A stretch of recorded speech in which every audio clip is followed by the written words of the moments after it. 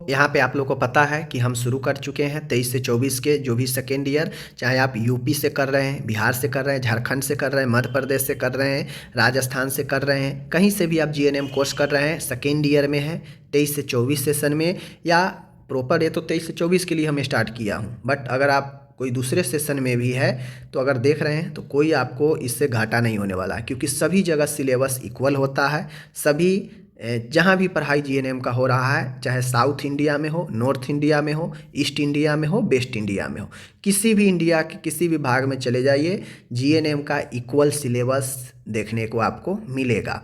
तो आप पढ़ाई यहाँ से कर रहे हैं, किसी भी स्टेट के हैं, नो डाउट कोई दिक्कत नहीं होने वाला है। चीज़ों को अच्छे से समझिए, मैं कोशिश करता हूँ बेहतर से बेहतर समझाऊँ।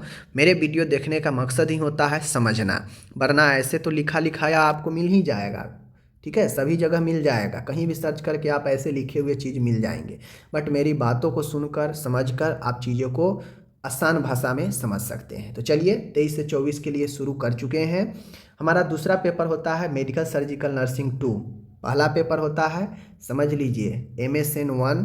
दूसरा पेपर होता है MSN 2। तीसरा पेपर आपका होगा mental health and psychiatric nursing.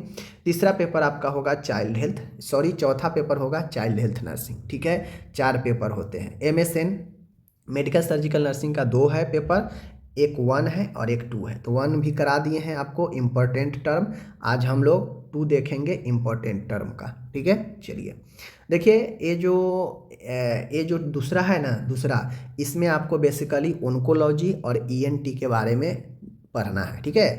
ये दूसरा पार्ट इसीलिए है क्योंकि इसमें कैंसर के बारे में, ठीक है ना, और ENT के बारे में अच्छे से पढ़ना है, तो ये MSN 2 में, ओके। चलिए, कैंसर बहुत महत्वपूर्ण है, कैंसर के बारे में जानना।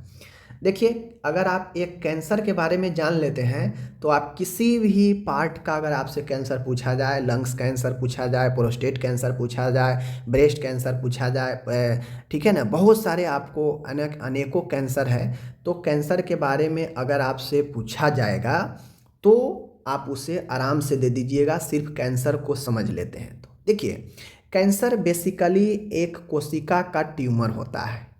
कैंसर क्या है? कैंसर एक कोशिका का ट्यूमर होता है। सेल जो हमारा बॉडी को बनाता है ना, स्ट्रक्चर देता है, वह सेल का अनियंत्रित वृद्धि होने से, फालतू का वृद्धि होने से, बेकार के वृद्धि होने से वह आपस में क्या करता है, एक ट्यूमर बना लेता है। अब जो चीज़ें फालतू हो, बेकार का हो, एक्स्ट्रा हो, तो हानि देगा ही देगा। उसी प्रकार से जो हमारे शरीर को जो कोशिका जरूरी है, उससे ज़्यादा कोशिका का वृद्धि किसी भी अंग में हानिकारक है, ठीक है। तो आपके किसी भी ऑर्गेन में या किसी भी व्यक्ति के जो कैंसर से पीड़ित होता है, चाहे वो ब्रेन ट्यूमर हो या फिर लंग्स कैंसर हो, कोलोन कैंसर हो, प्रोस्टेट कैंसर हो, जिस भी भाग में कैंसर हो, उस भाग में होता यह है कि ये जो सेल होता है, ये जो कोशिका होता है, या फिर ऊतक कहिए उसको, कोशिका ही तो ऊतक बनाता है, वहाँ पे कोशिका का वृद्धि बहुत ज़्यादा हो जाता है, अनियंत्रित वृद्धि, और तेज़ी से वृद्धि होता है, विभाजन होता है, क्योंकि कोशिका का गुण है कि भाई वो विभाजन करते रहता है, विभाजन करके ही नए नए कोशिका का वृद्धि करता है। तो ये जो रोग होता है कैंसर, यह शरीर में कोशिकाओं में अत्यंत वृद्धि के कारण, अत्यंत तीव्र विभाजन के कारण नए नए कोशिका बनाता है। अब नए नए कोशिका बनाकर यह एक गुच्छा बना देता है, ट्यूमर बना देता है, ठीक है, और यह जो है एक कैंसर का रूप ले लेता है, ठीक है। चलिए, एज फॉर एग्जांपल, अगर आपसे ब्रेस्ट कैंसर, महिलाओं में ब्रेस्ट कैंसर, ठीक है, ब्रेस्ट कैंसर होता है, तो कहने का मतलब है ब्रेस्ट कैंसर जो होता है वह ब्रेस्ट में, स्तन में जो है कोशिका का अनियंत्रित वृद्धि हो जाता है। अब जब वो अनियंत्रित वृद्धि होता है, तीव्र गति से वृद्धि होता है, तो वह नए नए कोशिका मिलके एक गुच्छा टाइप से बना देता है। वहाँ पे वह गुच्छा एक ट्यूमर होता है, ठीक है, जो क्या करता है, एक कैंसर का रूप ले लेता है। समझ गए चीज़ों को, यही कैंसर होता है, ओके। चलिए, तो अगर ब्रेस्ट में हो गया वो चीज़ें तो ब्रेस्ट कैंसर कहते हैं, अगर वो चीज़ें लंग्स में हो गया तो लंग्स कैंसर, अगर किसी मेल में प्रोस्टेट में वो चीज़ें हो गया तो प्रोस्टेट कैंसर, यानी जहाँ भी वो चीज़ें का निर्माण हो गया उस नाम से उसको कैंसर कह दिया जाता है, ठीक है। अब एक कैंसर के लिए दो तरह के आम उपचार है। आम उपचार में एक रेडिएशन थेरेपी होता है और एक कीमोथेरेपी होता है। थेरेपी के मतलब होता है उपचार, ठीक है, उपचार। रेडिएशन के मतलब होता है विकिरण, विकिरण, विकिरण उपचार, ठीक है।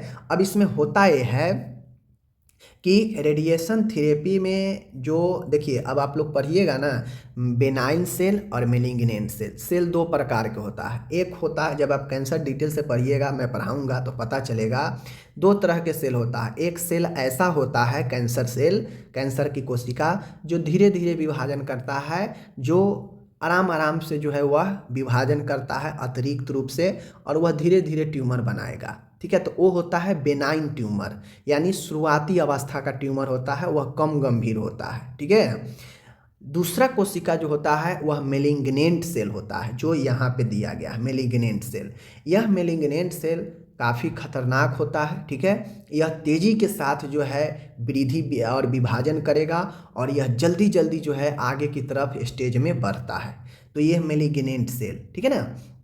तो रेडिएशन थेरेपी मेलिग्नेंट सेल या कैंसर के उपचार का एक विधि है, जिसमें अत्यधिक ऊर्जा मतलब हाई एनर्जी वाले किरण का, विकिरण का कैंसर से ग्रस्त जो ऊतक है उस पर डालकर उन्हें नष्ट किया जाता है। ये जो रेडिएशन थेरेपी होता है, इसमें हाई एफिशिएंसी एनर्जी का जो रे होता है, जो रेडिएशन होता है, वह व्यक्ति के जिस पार्ट में कैंसर है उस पार्ट पर जो है किरण, विकिरण को डालकर उस कैंसर को नष्ट किया जाता है, उस कैंसर के सेल को, ट्यूमर को नष्ट किया जाता है। यही रेडिएशन थेरेपी होता है, ठीक है। चलिए, ये सब डिटेल में मैं पढ़ाऊंगा, टेंशन नहीं लीजिए। उसी प्रकार से एक अभी जानना है तो जान लीजिए। कीमोथेरेपी, अभी ये वीडियो मैं बता रहा हूँ काफ़ी महत्वपूर्ण है, काफ़ी जानकारी आपको हो जाएगा जब मैं शॉर्ट लॉन्ग क्वेश्चन शुरू करूँगा। तो कीमोथेरेपी कहने का मतलब होता है रसायन। कीमो मतलब कीमो, थेरेपी मतलब उपचार, कीमो मतलब रसायन, रासायनिक उपचार। अब देखिए, बेसिकली ये जो कीमोथेरेपी होता है, यह स्टार्टिंग टाइम में अगर किसी को दिया जाए तो काफ़ी ज़्यादा प्रभावी होता है, ठीक हो जाता है पेशेंट। बट यह काफ़ी ज़्यादा तीसरे चौथे चरण में यह कीमोथेरेपी काम ज़्यादा नहीं करता है। कीमोथेरेपी जो होता है, यह एक दवाओं से उपचार करने वाला यह एक प्रक्रिया है। कीमोथेरेपी रसायन उपचार इसीलिए कहा जाता है क्योंकि इसमें बहुत सारे दवाइयों को तैयार करके मरीज को अंतःशिरीय मार्ग से, मतलब आईवी के द्वारा व्यक्ति के, रोगी के अंदर दिया जाता है। अब इसमें बहुत सारे एंटी जो है आपके एल्कलाइल एजेंट होते हैं, ठीक है, एंटी ट्यूबरकल एजेंट होते हैं, बहुत सारे होते हैं जो कोशिकाओं के, जो कोशिका अत्यधिक वृद्धि कर रहा है ना, उस वृद्धि को, उसके विकास को रोकता है। जब वृद्धि विकास को उसके रोकेगा तो ऑटोमेटिक है ट्यूमर और आगे नहीं बढ़ेगा, ठीक है ना।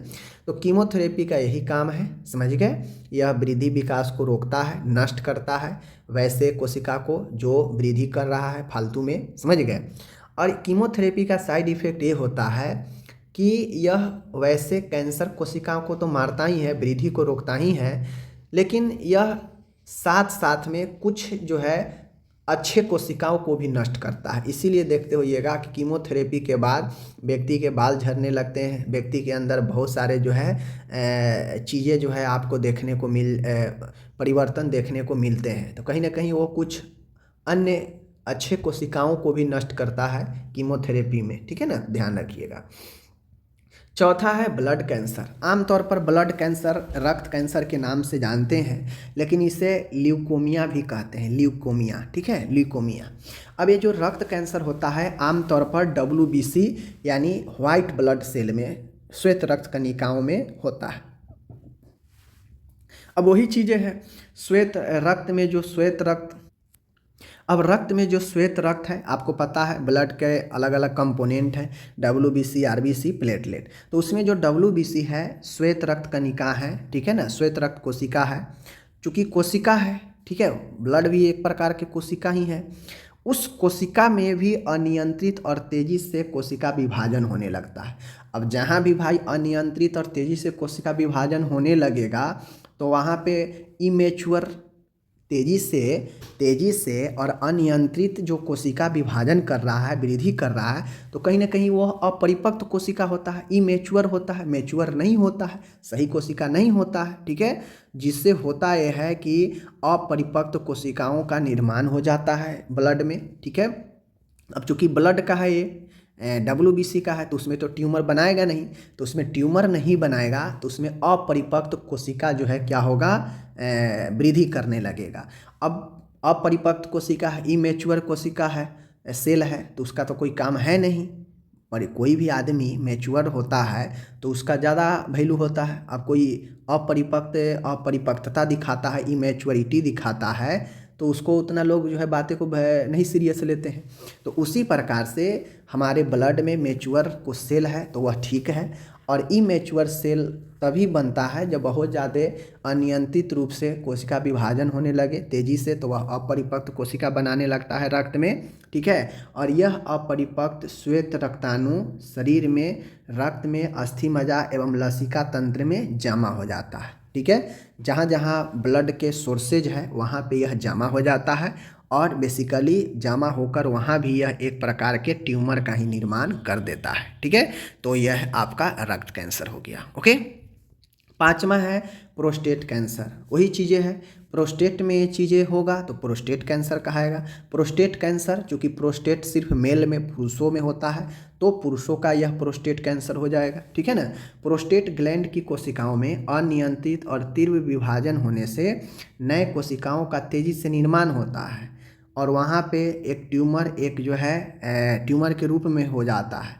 और इसीलिए इसे प्रोस्टेट कैंसर कहते हैं, क्योंकि यह प्रोस्टेट में होता है। ठीक है, समझ गए। चलिए, ब्रेस्ट कैंसर है, वही चीज़ें हैं कि यह एक असामान्य स्थिति है, एबनॉर्मल कंडीशन है, जिसमें स्तन जो होता है, ब्रेस्ट होता है, उसके सेल में, उसके कोशिकाओं में अनियंत्रित रूप से तीव्र विभाजन करके कोशिका का निर्माण होता है, और यह असमान कोशिका अनियंत्रित रूप से जो विभाजन किया है, यह नए कोशिका, अपरिपक्व कोशिका का एक गांठ बनाता है, और इसी को हम लोग जो है स्तन कैंसर कहते हैं। देखिए, गांठ कहिए, ट्यूमर कहिए, वही गुच्छा कहिए, सब वही है, वही का अलग अलग नाम है। ठीक है ना, अब ये बातें अलग है, मैं बता दूँ, आपके बॉडी में बहुत सारे जो है गांठ नॉर्मल तरीके से भी रहते हैं, तो इसका में ये मतलब नहीं है कि सभी गांठ बन गया तो वो कैंसर ही है, नहीं। ये जांच कराने के बाद पता चलता है कि यह गांठ किस प्रकार की है, क्या यह इमेच्योर कोशिका के कारण है या नॉर्मल अलग किसी कारण से गांठ बना है। तो कोई भी गांठ हो जाए बॉडी में, ट्यूमर हो जाए, तो इसका ये मतलब नहीं है कि वो कैंसर ही हो गया। इन बातों को ध्यान में रखिएगा। जो कैंसर का रूप है बनने का, वो मैं यहाँ पे बता रहा हूँ। ठीक है, ये जांच का विषय है, जांच कराने के बाद फाइंडिंग होता है कि हाँ किसमें किस प्रकार का ट्यूमर है, क्या वो कैंसर का ट्यूमर है या नॉर्मल है। ठीक है, चलिए आगे बढ़ते हैं।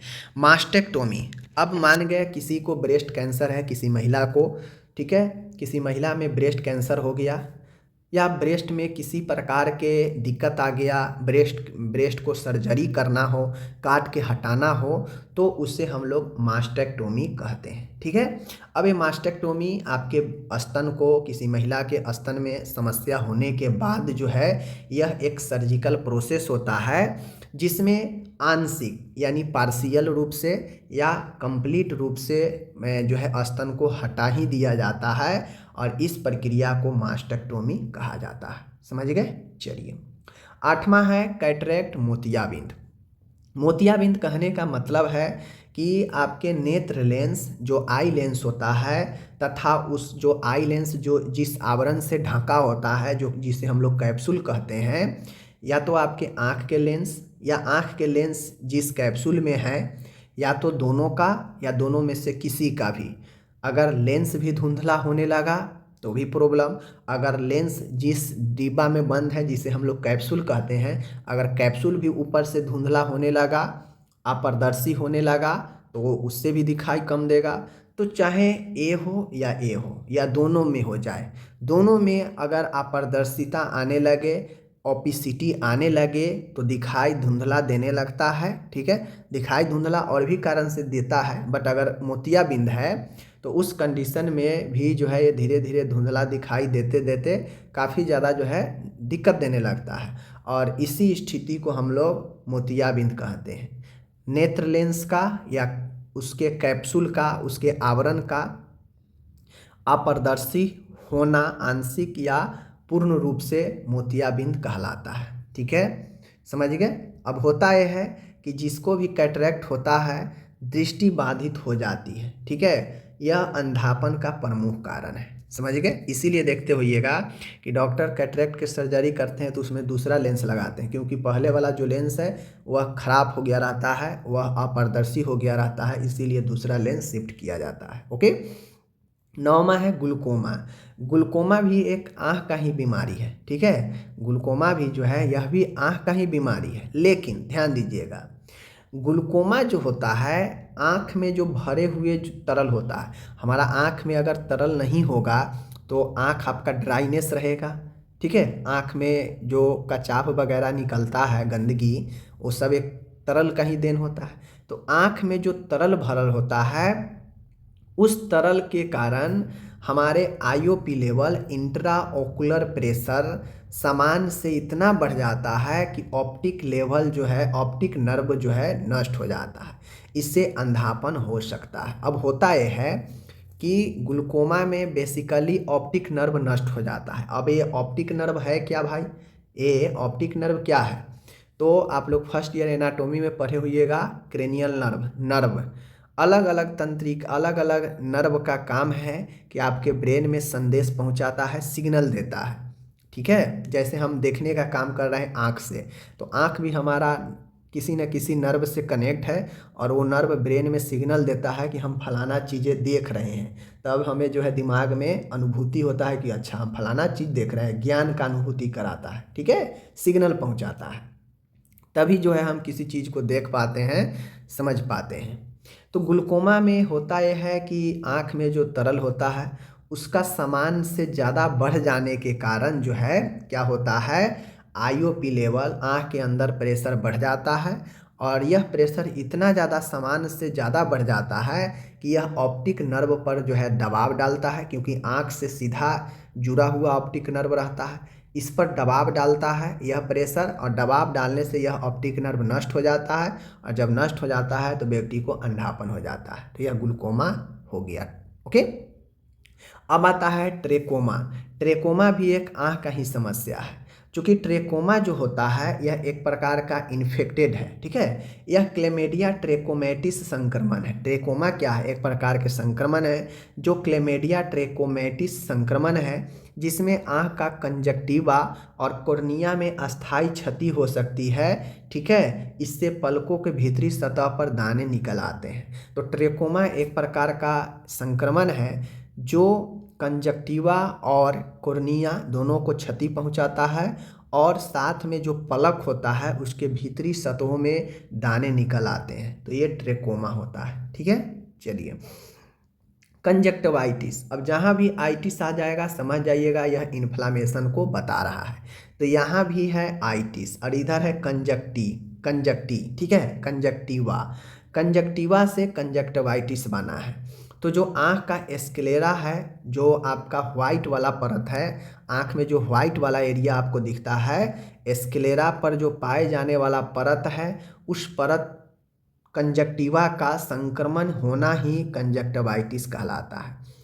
आँख में जो कंजक्टिवा है उसके इन्फ्लामेशन, संक्रमण को ही हम लोग कंजक्टिवाइटिस कहते हैं। ओके, आगे बढ़ते हैं। आगे है 12 नंबर रेटिनल डिटैचमेंट। देखिए रेटिनल कहीं ना कहीं रेटिना से रिलेटेड है। थोड़ा मोड़ा अपना से भी दिमाग लगाइएगा ना तो चीज़ों को समझ सकते हैं। रेटिनल डिटैचमेंट यानी रेटिना से संबंधित। ठीक है, देखिए यह आँख का एक गंभीर विकार है जिसमें रेटिना का जो सेंसरी परत होता है, सेंसरी परत पिगमेंट एपिथेलियम से अलग हो जाती है। इसे ही रेटिना डिटैचमेंट कहते हैं। डिटैच हो जाना मतलब अलग हो जाना। ठीक है, तो रेटिना डिटैचमेंट यह आँख का एक गंभीर समस्या है जिसमें जो रेटिना होता है, रेटिना का जो सेंसरी परत है जहाँ से हमें अनुभूति होती है चीज़ों। सेंसरी मतलब क्या होता है? किसी चीज़ के बारे में सेंस, एक प्रकार का सेंस पहुंचाना, सेंसरी, ठीक है। तो रेटिना परत जो पिगमेंट एपिथेलियम से अलग हो जाती है। रेटिना की जो सेंसरी परत है वह पिगमेंट एपिथेलियम से अलग हो जाती है और इसी को रेटिना डिटैचमेंट कहते हैं। समझ गए? चलिए, 13 है कैलियोजन। कैलियोजन कहने का मतलब होता है कि आँखों की पलकों के किनारे के पास की सूजन आना, जो कि मेबोमियन ग्लैंड से निकलने वाले स्रावों को अवरोध होने से उत्पन्न होता है, कैलियोजन कहलाता है। इसे मेबियोन सिस्ट भी कहा जाता है। समझिएगा, अच्छा क्वेश्चन है। कैलियोजन जो होता है, आँख के पलक, दोनों पलक के किनारे के पास जो है सूजन आना, जो कि मेबोबियन ग्लैंड से निकलने वाला जो सिक्रेशन होता है इसके अवरोध से उत्पन्न होता है। ठीक है, जैसे आँख के जो पलक होता है उसके दोनों किनारे पर जो है, दोनों किनारे पर सूजन आ जाना। अब ये सूजन क्यों आता है? सूजन दोनों पलकों के किनारे पर इसीलिए आता है क्योंकि जो मेबोमियन जो ग्लैंड है उससे जो सिक्रेशन निकलता है, स्राव निकलता है, उस स्राव के अवरोध होने से यहाँ पे सूजन हो जाता है दोनों किनारे पर। ठीक है, यही कैलियोजन कहलाती है। इसे मेबोमियन सिस्ट भी कहते हैं। ठीक है, 14 देखिए, 14 है ओटाइटिस मीडिया। ओटाइटिस मीडिया कहने का मतलब है यहाँ पे मध्य कर्ण का संक्रमण एवं प्रदाह होना। ओटाइटिस मीडिया कहने का मतलब है कान के जो मध्यम लेयर है, मध्यम वाला भाग है, उसका इन्फेक्शन, उसका प्रदाह होना ओटाइटिस मीडिया कहलाता है। ठीक है, चलिए, 15 है और आज का आखिरी है मेनियर्स डिजीज। मेनियर्स डिजीज भी जो है यह भी कान का ही एक रोग है। यह रोग कान के इंटरनल लेयर में, कान के अंदरूनी भाग को प्रभावित करता है। कान में एक भरे हुए इंडोलिफ होते हैं। यह इंडोलिफ की मात्रा जब असंतुलित हो जाती है तो व्यक्ति को इससे तेज चक्कर आता है, सीवियर वर्टिगो होता है, धीरे धीरे सुनाई देना बंद कर देता है, वह कानों में घंटियां बजना, टिनिटस जैसे लक्षण उत्पन्न हो जाते हैं। तो ये कानों में घंटियां बजना बहुत बार पूछा गया ऑब्जेक्टिव में कि कानों में घंटियां बजना क्या कहलाता है? टिनिटस कहलाता है। ध्यान रखिएगा, यह किस रोग का लक्षण है? मेनियर्स रोग का। ठीक है, अब इसमें मेनियर्स रोग में क्या होता है मैं यहाँ पे आपको क्लियर कर देता हूँ, देख लीजिए। मेनियर्स रोग है इंटरनल ईयर, कान का एक रोग है जिसमें आंतरिक कान में जो इंडोलिफ की मात्रा होती है, यह इंडोलिफ की मात्रा इम्बैलेंस हो जाता है, असंतुलित हो जाता है। अब असंतुलित होने से तेज चक्कर जो है आने लगता है व्यक्ति के अंदर। उसके बाद धीरे धीरे सुनाई देना भी बंद कर देता है और कान में घंटी की तरह आवाज़ जो है महसूस होने लगता है। ऐसे लक्षण उत्पन्न होते हैं और यही जो है मेनियर्स रोग होता है। इसमें मेन आप ये याद रखिए, चूँकि इसी पर आधारित ये सारा प्रोसेस है, इंडोलिफ की मात्रा असंतुलित होने से। ठीक है, चलिए, तो आज मैंने 15 यहाँ पे टर्म डिफिनीशन करा दिया। फिर मिलूँगा आपसे अगले, जब इसका समय आएगा, बारी आएगा MSN2 का, फिर वहाँ पे मिलेंगे। बाकी हम लोग इसके नेक्स्ट वीडियो को हम लोग नेक्स्ट सब्जेक्ट का देखेंगे। ठीक है, चलिए, धन्यवाद।